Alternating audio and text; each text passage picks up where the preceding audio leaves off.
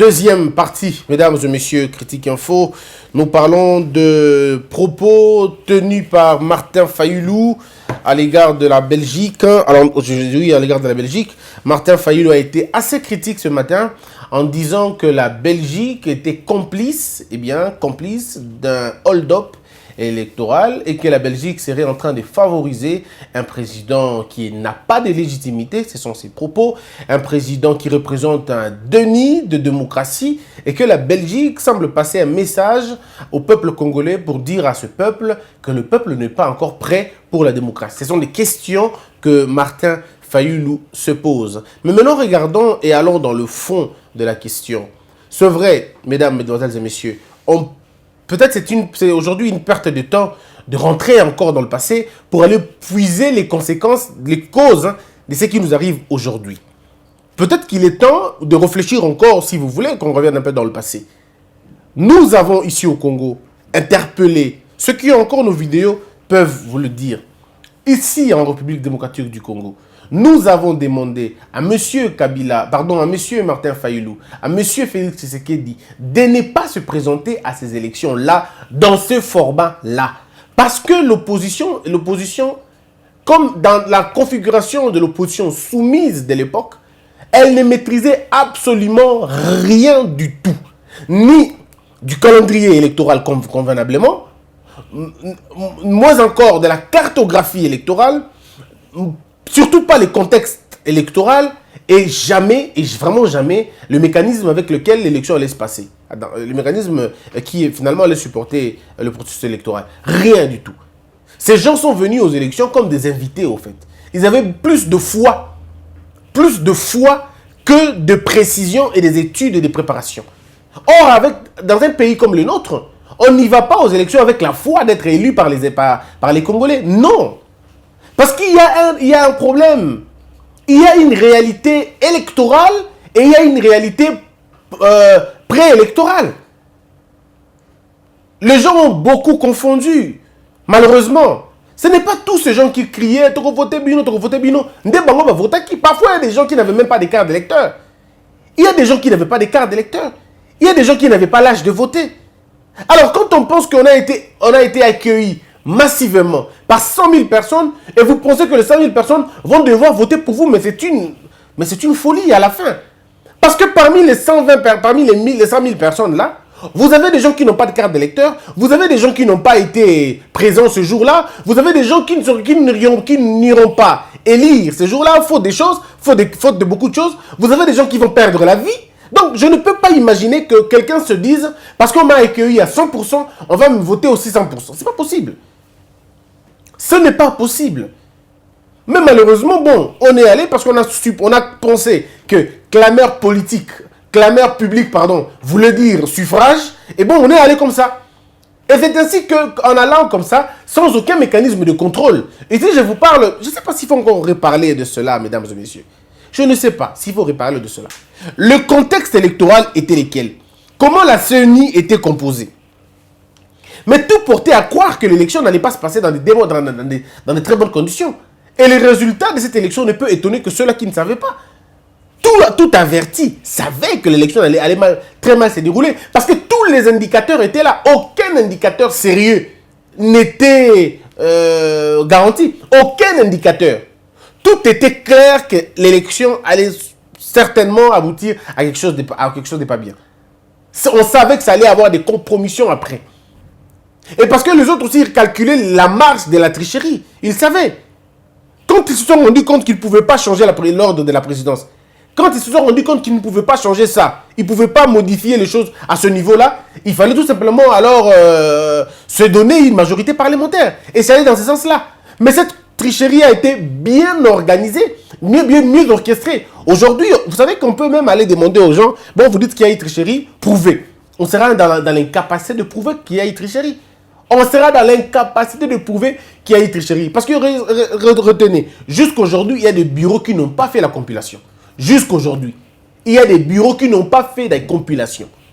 Certains bureaux n'avaient même... Jusqu'aujourd'hui, on ne saura jamais les voix de telle personne dans tel coin et dans tel autre coin. Mais la faute, c'est à qui? La faute, c'est à qui? La faute, ce n'est pas forcément à celui qui triche, mais la faute, c'est aussi à celui qui va dans une affaire sans des mécanismes, sans des précautions. Attendez 2 secondes. Comment moi je vais aller jouer au football alors que je ne maîtrise pas les jeux, je ne maîtrise pas les jeux? Comment moi je peux aller jouer à un jeu dont je ne maîtrise pas les règles? Comment je peux aller dans ce sens-là? Alors, soit c'est de la pure, alors vraiment, je vais dire la pure ignorance, ou la pire ignorance, ou c'est une complicité déguisée, où vous savez dans quoi vous vous embarquez. Parce que tout était clair que cette élection allait produire rien du tout, rien de bon. On a eu donc maintenant un mélange. Et les opposants sont tombés dans leur propre piège. Parce que regardez, sur base de quoi ils disent qu'ils ont été élus, et sur base de quoi ils disent que les autres ont été nommés. Alors qu'ils ont été tous proclamés le même jour. Comment vous dites que lui, il a été élu et moi, je n'ai pas été élu? Et nous sommes partis, nous sommes maintenant une société de déclarations. Sans aucune preuve, on n'a pas besoin de prouver quoi que ce soit. Quand on dit prouver, vous dites, ah non, Boudalaka, c'est une société de la mafia. Mais ça veut dire quoi, la société de la mafia? On ne va pas condamner les gens sur base des suppositions. Tout reste dans notre cœur. C'est notre ultime conviction, c'est notre raisonnement, c'est notre manière de voir, c'est notre, comme on dit dans français lingalisé, et c'est le 6e sens. C'est notre intuition qui nous dit que tricherie Zalaki. Si on regarde ce que nous avons, parce que nous comparons deux théories, une théorie post-électorale, ça veut dire la popularité et tout, et une théorie électorale, c'est-à-dire de la réalité électorale. Mais il y a un mouvement qui se passe dans la théorie pratique en termes électoraux. Vous ne prenez pas en compte la tricherie que vous ne saurez même pas expliquer. Donc il y a eu beaucoup de choses malheureusement. Mais même alors, quand on a fini ça maintenant, nous avons quitté cette étape-là. Monsieur Martin Fayulu a pris la décision d'être légaliste. Il a dit lui-même, je suis légaliste. Je vais aller jusqu'au bout. Là encore, monsieur Martin Fayulu va se faire prendre 2 fois. La première fois, il accepte d'aller aux élections alors qu'il ne maîtrise absolument rien du secteur, rien du tout. Alors, je dis bien rien du tout. L'Église, qui était son partenaire, n'avait pas le contrôle du circuit électoral dans son entièreté. Non. Le FCC a présenté beaucoup plus de candidats dans tous les postes que la Mouka et l'UDPS. Ça, il faut le dire. Acceptons-le au moins. On va dire qu'ils ont triché, on est d'accord. Mais pour que la tricherie passe, il faut être aussi bien organisé. Mes frères, même pour que vous puissiez tricher à l'école, vous devez avoir le cahier avec lequel vous allez tricher. Si vous n'avez pas de cahier, vous n'allez pas tricher. Ou si vous voulez tricher sans cahier, vous devez être bien positionné par rapport à la personne qui a des réponses. Et vous devez, on est triche que quand on sait la réponse est bonne. On ne peut pas tricher bêtement. Pour tricher, vous devez être sûr que la tricherie, celui qui est devant moi a des bonnes réponses. Alors, attendez 2 secondes. Donc, quand vous allez dans une élection et que vous n'êtes pas positionné, vous n'avez pas la mesure, vous n'avez pas la maîtrise des enjeux, comment voulez-vous gagner ces élections-là? Comment voulez-vous gagner ces élections-là? Jusqu'aujourd'hui, il n'y a toujours pas de corrigé. On ne sait toujours pas qui a gagné les élections avec combien. Martin Fayulu a présenté. Donc, comme je le disais, on a fini cette étape. Maintenant que Martin Fayulu nous dit qu'il est légaliste. Martin Fayulu s'est fait avoir 2 fois. La première fois, M. Martin Fayulu s'est fait avoir en allant aux élections, sans savoir comment ça allait se passer. Et Etienne Tshisekedi, heureusement pour lui, ça a marché. Malheureusement pour Martin Fayulu, ça n'a pas marché. Si c'était le cas, si c'était le contraire, on aurait dit la même chose. On aurait dit à M. Félix, est-ce qu'on ne vous avait pas demandé de ne pas aller à ces élections-là? Ah, mais non, et Simbité. Et vous avez maintenant M. Martin Fayulu, qui va encore se tromper. Il dit, je vais aller en justice. M. Martin, quelle justice vous allez saisir? Quelle justice vous allez saisir? Cette justice-là est entre les mains de celui qui vous a joué le tour dans l'élection. Comment voulez-vous que ce monsieur qui avait 2 bras, le premier bras, c'est le circuit électoral, le deuxième bras, c'est la justice. Bon, il vous a pris dans un premier bras et vous pensez qu'il va vous épargner dans le deuxième. Je ne comprends pas la logique. Mais là encore, une foi. C'est la foi débordante. L'autre fois, c'était la foi électorale qui n'a pas marché. Et ici, maintenant, c'est la foi de justice. On pense que ça va marcher. Ça ne marche pas non plus. Alors, quand tu fais ça déjà, c'est que tu impliques tout le monde dans ce processus-là. C'est que vous impliquez tout le monde dans ce processus. Ce que l'autre n'a pas fait à l'époque, c'était Etienne Tshisekedi. Etienne Tshisekedi, on lui a demandé de porter plainte. On lui a demandé d'aller à la justice. Vous savez ce qu'il a dit? Il a dit à Vital Kamerhe et à tous les autres, il dit, je ne crois pas en ces soldats de Kabila. Ce sont ses propos. Il dit, je ne crois pas en ces lieutenants de Kabila. Il n'y a rien de bon qui ne sortira de cet appareil judiciaire.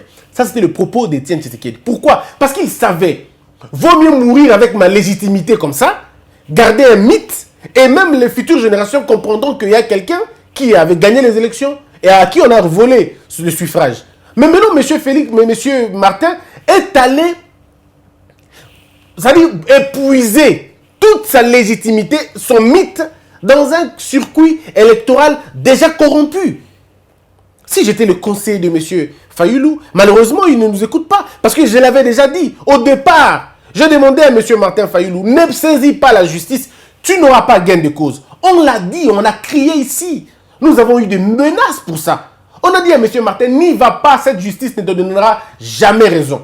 D'abord, la justice elle-même n'avait pas d'éléments. Même dans un point de vue normal, la justice elle-même n'avait pas d'éléments. Parce que la CENI n'avait pas non plus d'éléments. Mais comment vous allez dans une histoire pareille et vous acceptez de vous faire ridiculiser de cette façon-là? Parce que regardez, quand on va en justice, ce qu'on a saisi, on a signé un contrat. Le contrat avec la justice, c'est lequel? C'est que je viens chez vous parce que j'estime que vous êtes le tout dernier recours. Je viens chez vous porter plainte, vous donner mes raisons afin que vous puissiez me rétablir. Mais maintenant, si je me rends compte que vous ne me rétablissez pas et que je suis dans l'impossibilité d'avoir raison, je vais encore monter encore. Si je monte, c'est que j'utilise mes voies de recours. Je vais à la première instance, vous ne me croyez pas, j'y vais à la deuxième instance, c'est pas possible, j'interjecte appel et j'épuise toutes les voies de recours. C'est ce que M. Fayulu a fait. En le faisant, mesdames et messieurs, la communauté internationale était obligée de ne plus dire un mot. De ne plus dire un mot. Parce que finalement, qu'est-ce que la Belgique allait faire? Que voulez-vous que la Belgique fasse? Que la Belgique s'oppose aux décisions de justice d'un pays? Non, sinon c'est compliqué. La Belgique pouvait ça. Vous savez pourquoi les gens sont arrivés voir, assister à... comment on appelle, à la présentation de serment de Etienne Tshisekedi. Parce que Etienne Tshisekedi n'avait saisi aucune instance judiciaire. D'ailleurs, à l'époque, ce que les ambassadeurs avaient fait, c'était des incidents diplomatiques très graves. Très graves. On pouvait considérer ça comme une sorte d'attentat, disons, comme une sorte de tentative de coup d'État constitutionnel. Un président qui n'a pas été, entre guillemets, élu, mais prête serment en tant que président, et les chancelleries viennent. Attendez 2 secondes, mais c'est une provocation terrible à un État. Mais pourquoi ils ont pris ce risque-là? Ils ont pris ce risque-là parce que le contexte électoral était compliqué. Et que Etienne Tshisekedi avait refusé de saisir la justice pour ne pas laisser sa légitimité là-bas. Mais M. Martin Fayulu dit qu'il est lui-même, il dit que je suis légaliste. Alors, quand il dit qu'il est légaliste, ça veut dire que j'accepte tout ce qui va sortir de la justice. Ce sont ses propos. Je me confie à la justice, que la justice me donne raison ou tort, je vais me plier. Parce que si vous n'allez pas vous plier à la justice, n'allez pas la saisir. Ne la saisissez pas. Et M. Martin Fayulu savait que les juges qui sont à la Cour constitutionnelle sont des juges, pour la plupart des cas, 3 nommés par M. Kabila. Et je dois vous dire que les autres avaient encore des cartes de partis politiques, si vous voulez que je vous cite les noms. Donc il n'y avait aucun espoir là-bas, aucun espoir. C'est la même Cour qui avait dit qu'on pouvait attendre, le président devrait glisser. Notre président Kabila à l'époque a glissé parce que la Cour constitutionnelle lui a donné un mandat de glisser. La Cour a interprété la loi comme quoi, bon, comme on a dit, jusqu'à l'élection effective du nouveau président, celui-ci reste en fonction. Terriblement contradictoire. Même un élève de la G1 en droit à l'UNIKIN ne peut pas interpréter ça de cette façon-là. Mais bon, on regarde tout ça. M. Fayulu, ça va quand même. Et c'est là que M. Fayulu s'est finalement séparé avec les autres. Souvenez-vous, c'est quand M. Fayulu a fini son processus au niveau congolais, c'est-à-dire au niveau des instances congolaises de justice, quand il a fini ici, à la Cour constitutionnelle, que la Belgique a commencé maintenant à se prononcer autrement. C'est à ce moment-là que M. Katumbi a commencé à se prononcer autrement. Ne perdons pas la ligne. C'est en ce moment-là que les États-Unis ont changé de propos. Parce que souvenez-vous, tout le monde était derrière Martin Fayulu. Qu'on n'oublie pas ça aujourd'hui. Tout le monde était derrière Martin Fayulu. Les États-Unis, la France, la Belgique, l'Union européenne, même Kagame, tout le monde était derrière lui. Parce que les gens disaient non, c'est pas possible. Le peuple que vous avez drainé, vous ne pouvez pas perdre l'élection de cette façon-là. Maintenant, les gens attendaient d'autres mécanismes. Monsieur Martin, s'il était bien conseillé, il aurait pu rester sans saisir la justice et imposer un chaos. S'il avait réussi à imposer un chaos, on aurait eu un dialogue. Et ce dialogue-là allait être un dialogue qui allait suspendre le mandat de M. Tshisekedi. Le mandat de M. Tshisekedi allait être suspendu. Et une pression étrangère allait être imposée au Congo. On serait parti au dialogue. Et le dialogue-là, de ce dialogue, allait découler une sorte d'élection. On aurait fait les élections. Mais M. Martin n'a pas été à ce moment-là assez stratège. Il a pêché un peu dans la stratégie. Il est allé saisir la Cour constitutionnelle. Et quand il saisit la Cour, ça vide toute substance de sa légitimité. Et du coup, on ne peut plus rien. Et bon, et puis au-delà de cela, un souverainiste, quand il a gagné, quand il a perdu, au moins pour des questions d'honneur d'État, parce que je suis un homme d'État, je ne veux pas accuser mon État ailleurs. Alors, M. Martin est allé saisir même les cours africaines. En tout cas, s'il y avait une autre cour beaucoup plus importante, je l'ai toujours dit, M. Martin allait les saisir. Il a épousé toutes ces voies des recours. Et aujourd'hui, la Belgique tranche autrement. Donc, au regard de toutes ces choses, vous vous rendez compte que c'était comme ça. Donc, la Belgique, si elle est en train de prendre la position aujourd'hui, c'est à cause de ça, en fait. Mais maintenant, M. Martin dit quoi le matin? M. Martin dit non, la Belgique a manqué du respect au peuple congolais, la Belgique n'a pas respecté le peuple, et la Belgique a reçu Félix Tshisekedi, et tout ça, tout ça. On est bien d'accord. Mais ce qui est vrai, c'est qu'on est passé. Le pays doit évoluer. La présence de Félix Tshisekedi en Belgique, c'est pour essayer de redynamiser les relations, réchauffer les relations entre la Belgique et le Congo. Ce n'est pas entre la famille du roi et la famille Tshisekedi. Non, ce n'est pas une question personnelle, c'est une question d'État. Monsieur Félix Tshisekedi est allé parler pour le compte, d'abord, il a aussi parlé pour le compte des militaires. Il a parlé des Kindu. Il a parlé de camp, je crois, un camp comme ça, camp Kokolo ou un autre camp, qui formait des parachutistes et des paracommandos. Il a parlé de ça. Mais voici ce qui s'est passé là-bas. Voici ce qui s'est passé là-bas. J'ai entendu des gens dire, on a humilié Félix Tshisekedi. Mais par contre, moi j'estime qu'il y a eu des pics de tous les deux côtés. Il y a eu des pics de tous les deux côtés. Parce que lorsque la Belgique dit par exemple au président de la République que il faut que Félix Tshisekedi nous assure hein, qu'il a effectivement le contrôle du pays, parce que avant de venir là-bas, il faut que la Belgique et le Congo nous prouve que les conditions de vie s'améliorent. Oui, c'est bien, mais c'est un pic. C'est un peu comme on dit à un président, bon, on comprend, mais on n'est pas sûr que tu es vraiment à la hauteur de problèmes de ton pays. Ça veut un peu dire ça. Mais la réponse est détail. La réponse de Félix Tshisekedi est détail. Félix Tshisekedi dit aux Belges, devant le patronat belge, il leur dit, sans rire, hein, sans se faire, comment on appelle,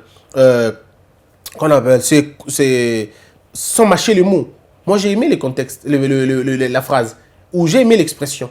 Il dit, je connais la Belgique dans toutes ses facettes. Les gens prennent ça à la légère, mais c'est très grave, en fait. C'est très, très grave. Quand un autre président vous dit ça, il dit, je connais la Belgique dans toutes ses facettes. Donc, ça veut dire, vous n'avez pas de leçons vraiment à nous donner. Parce que vous êtes aussi tribal que possible, vous êtes aussi ethnique que possible, vous ne vous entendez pas vous aussi. Donc, de toutes les façons, je connais tout ça, je connais. Et en même temps, il leur dit, si vous restez là en train de nous regarder, vous ratez des opportunités. Ce sont ses propos à lui. Un peu comme quelqu'un vient vous dire, c'est un peu ce que ça veut dire. Je ne suis vraiment pas venu vous supplier. Parce que regardez, pendant que je suis ici, la Chine fait des efforts pour me joindre. Le Japon fait des efforts pour me joindre. Les États-Unis, après, vous girez là-bas. Et vous avez compris, l'Inde a besoin de moi. Donc, tous les pays du monde ont besoin de moi maintenant. Parce qu'ils ont vu qu'avec moi, il y a une sorte d'ouverture. Tout le monde veut trouver son sens en République démocratique du Congo. Donc, vous n'êtes pas les seuls, vraiment. Si je viens chez vous, c'est parce que j'ai été ici. En fait, c'est ça, c'est que ça veut dire. Donc, vous ratez beaucoup d'opportunités. Ici, Félix Tshisekedi présente le Congo comme une sorte d'opportunité. Il dit à la Belgique que vous pouvez avoir ce que vous voulez avoir chez nous. Mais nous aussi, nous voulons avoir ce que vous avez chez vous. Et moi, j'ai compris ça de façon simple. Je me dis ceci, mes frères. Voici ce que le Congo représente pour la Belgique. Le Congo représente pour la Belgique le futur de la Belgique. Parce que dans 50 ans, la Belgique ne sera plus ce qu'elle est. L'Europe va subir la fuite de beaucoup de choses. Avec cette histoire d'électronique, cette histoire de la machinisation de beaucoup de choses, souvenez-vous et rappelez-vous toujours que l'Europe va connaître un mauvais mouvement s'il continue, elle continue avec cette politique. Avec sa petite monnaie, excusez-moi de dire, je ne veux pas dire la petite monnaie, mais vous le savez, mes frères, que l'euro n'a pas quitté l'Europe. Hein. L'euro ne se consomme qu'à ce niveau-là. Hein. Mais pas les dollars. Le dollar a sa suprématie dans tous les pays du monde. Mais l'euro, en tout cas, a des problèmes. Donc, les institutions européennes ne sont plus de plus en plus crédibles.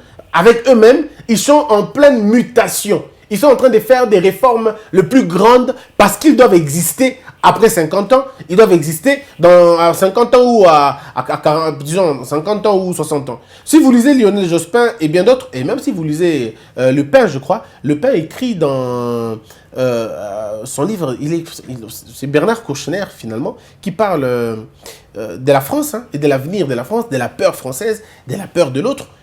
Et tous savent qu'en 50 ans, les efforts de l'Amérique vont se multiplier par 10 ou par 4 ou justement par 20, alors que les efforts de l'Europe, s'ils font beaucoup d'efforts, la situation que l'Europe connaît aujourd'hui peut ne pas s'améliorer vraiment. Ils peuvent arrêter l'hémorragie, mais ils peuvent peut-être pas beaucoup évoluer. Pendant ce temps, l'Afrique reste un espoir. Mais il y a l'Asie qui offre mieux à l'Afrique et l'Asie est beaucoup plus aujourd'hui souple. Hein? L'Asie est flexible maintenant. L'Asie est dans l'innovation, dans la recherche, dans la formation. L'Asie n'est vraiment pas dans la politique de vous coloniser, même si dans toutes sortes de produits, dans toutes sortes de forces, réside toujours un besoin, un désir ardent de domination et de prédation. Mais on suppose que dans la balance, la toxicité de l'Asie, elle est peut-être dans le produit, alors que la toxicité de l'Europe et de l'Amérique se trouve finalement dans la politique. L'Asie n'influence pas la politique en Afrique, disons, pas directement. Mais l'Europe et l'Occident influencent la politique directement. Et vous savez, quand vous avez des gens qui vous influencent en économie, et que les autres vous influencent politiquement, eh bien la balance penche toujours vers l'Asie. Et aujourd'hui, vous allez voir que l'Afrique a accordé beaucoup plus de marchés en Asie qu'aux États-Unis et en Occident. Donc, il faut prendre ça comme un moyen de compréhension. Il faut prendre ça comme un élément d'échange. Sinon, ça va être compliqué. Et donc, nous avons ici quelqu'un qui réfléchit de cette façon-là, qui fait comprendre, parce ça sera une grosse erreur que la Belgique vienne se reposer au Congo, pas dans l'idée de changer les choses, mais dans l'idée de se servir du Congo. Souvenez-vous que la Belgique, lors de l'époque coloniale, a fait la même chose. Je peux vous garantir, la Belgique n'a pas aidé le Congo à se développer. Parce que la Belgique n'avait aucune volonté d'aider le Congo à se développer. La Belgique avait besoin du Congo pour se développer elle d'abord. Et j'ai comme l'impression qu'à entendre parler certaines autorités belges, ils ont encore ça dans la tête. Je suis d'accord avec Joseph Kabila pour une fois, quand il traitait les Belges de nostalgiques. Joseph Kabila a traité la Belgique et les autorités belges de nostalgiques de la colonisation. Ils pensent qu'ils peuvent trouver toutes les réponses au Congo. Pourtant, ce n'est pas le cas. Aujourd'hui, c'est win-win. Vous gagnez, nous gagnons. Nous devons être ensemble dans cette logique-là. Vous nous donnez votre savoir-faire. Nous vous donnons ce dont vous avez besoin. Parce que regardez, qu'est-ce que représente la Belgique pour nous? La Belgique représente un savoir-faire. Incontestable, on est d'accord. Mais nous représentons c'est avec quoi on peut faire. Mesdames et messieurs, le monde se développe aussi par c'est avec quoi on peut faire. Parce que si vous n'avez pas le produit, vous n'allez pas vous développer. Ben, il est aussi important que si vous n'avez pas le savoir-faire, votre produit restera inutile comme ça. On est d'accord. Donc il faut la jonction. Mais il y a une chose, une vérité. C'est que le savoir-faire, on peut l'apprendre. Mais le produit, on ne l'apprend pas. Le produit, il est chez vous ou il n'est pas chez vous. Vous comprenez? Donc, nous avons besoin de développer le savoir-faire que nous pouvons l'avoir pas forcément en Belgique. Donc, entre nous et la Belgique, c'est eux qui ont besoin de nous beaucoup plus que nous. Parce que nous pouvons trouver le savoir-faire belge. Nous pouvons le trouver aux États-Unis. Nous pouvons le trouver en Allemagne. Il suffit seulement pour nous de dire, nous voulons faire ça en Allemagne. Le Rwanda a fait ça. Le Rwanda a trouvé que le savoir-faire français ne marchait pas. Ils se sont tournés vers l'Amérique.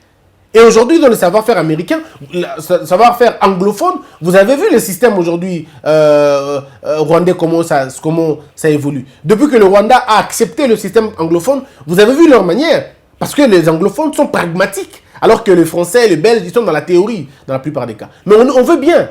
Moi, je suis d'accord que nous puissions faire des accords avec eux. Seulement, je ne conçois pas que le Congo devienne une vache à lait.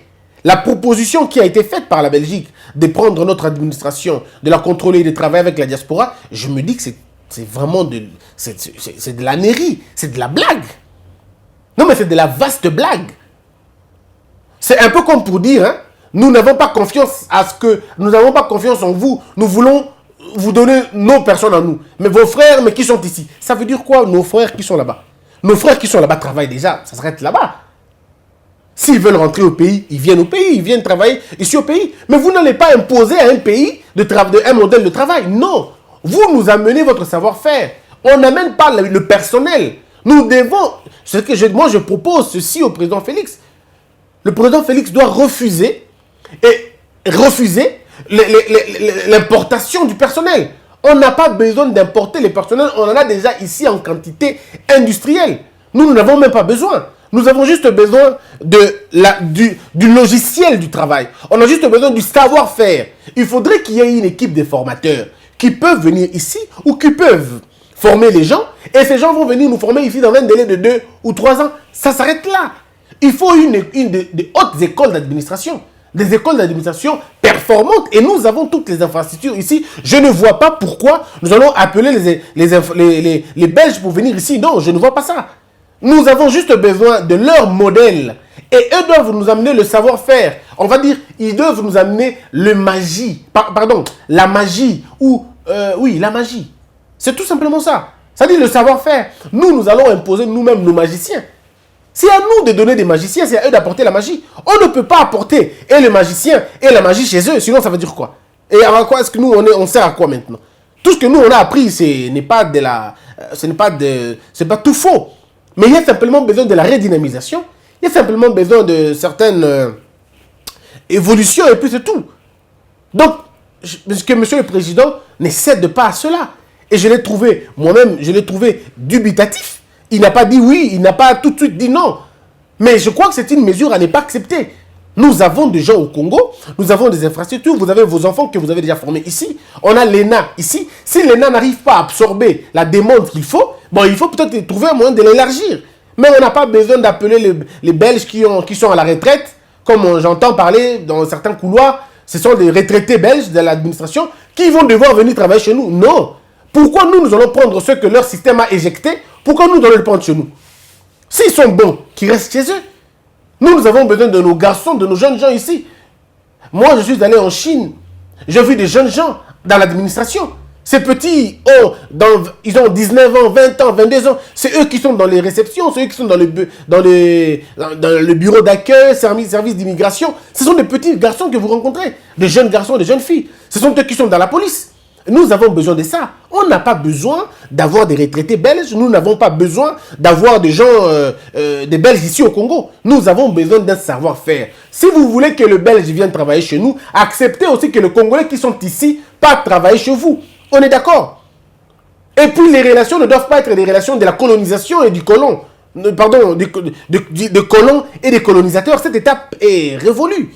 Nous sommes aujourd'hui en plein 21e siècle. Nous devons nous regarder comme des hommes et des femmes affranchis. La Belgique n'a plus de leçons à nous donner. Ça, il faut qu'on s'entende. La Belgique a des propositions à nous faire. La Belgique a des conseils à nous donner. Mais la Belgique n'a pas de leçons à faire aux gens. Non. Sur le tribalisme ou les divisions claniques ou, ethniques, la Belgique ne peut pas nous le dire. Si la Belgique veut que nous puissions être unis, genre, Tobundate, Bangope, Wallon, Flamand, Solola, Yokana, l'ensemble, travailler convenablement, et puis ils nous vont donner des leçons.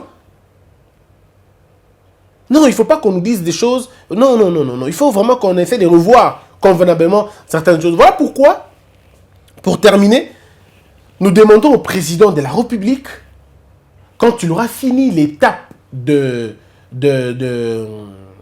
États-Unis, bien qu'il revienne au pays, maintenant qu'on regarde la construction. On a assez voyagé, c'est bien maintenant. Revenons au pays. Maintenant, concentrons-nous. Travaillons maintenant pour préparer le quinquennat. Pour disons, le prochain quinquennat. Mais l'actuel, finissez-le d'abord. Je rappelle que vous êtes au début. Vous n'êtes qu'au début. Vous n'êtes qu'au début. Vous n'avez utilisé peut-être que 1, ce qui combien.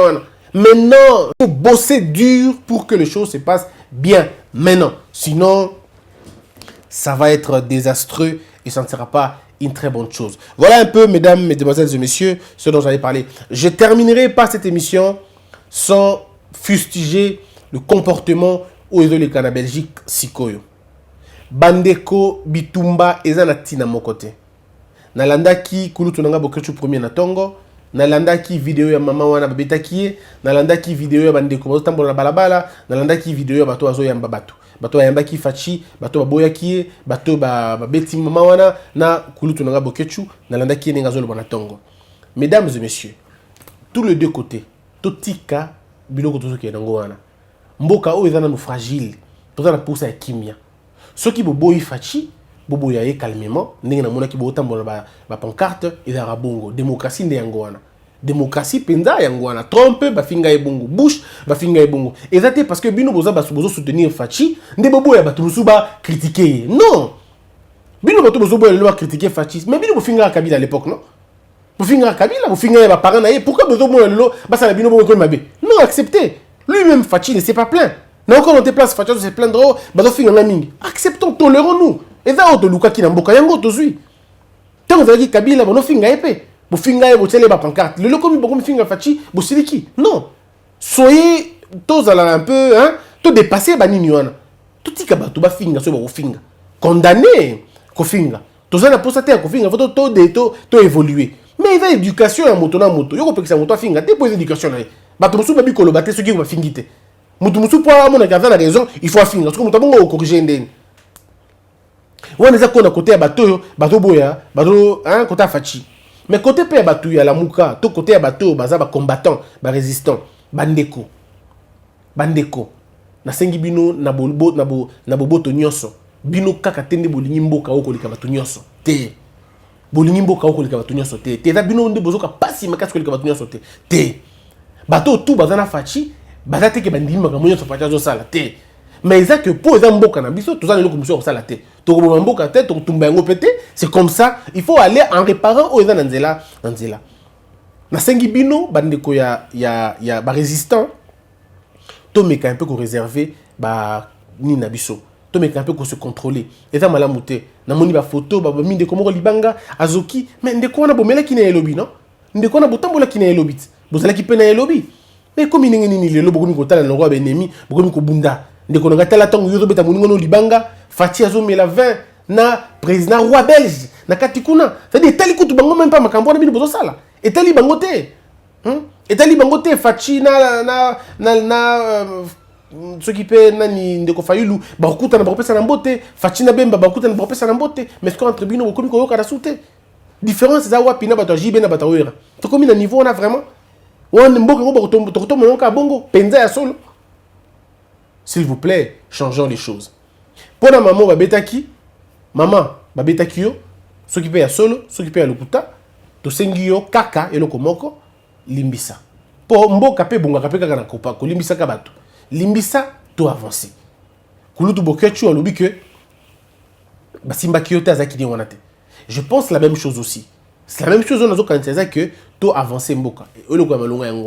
Donc tout tika makambo ya pour ada contre égocier et loko mon côté.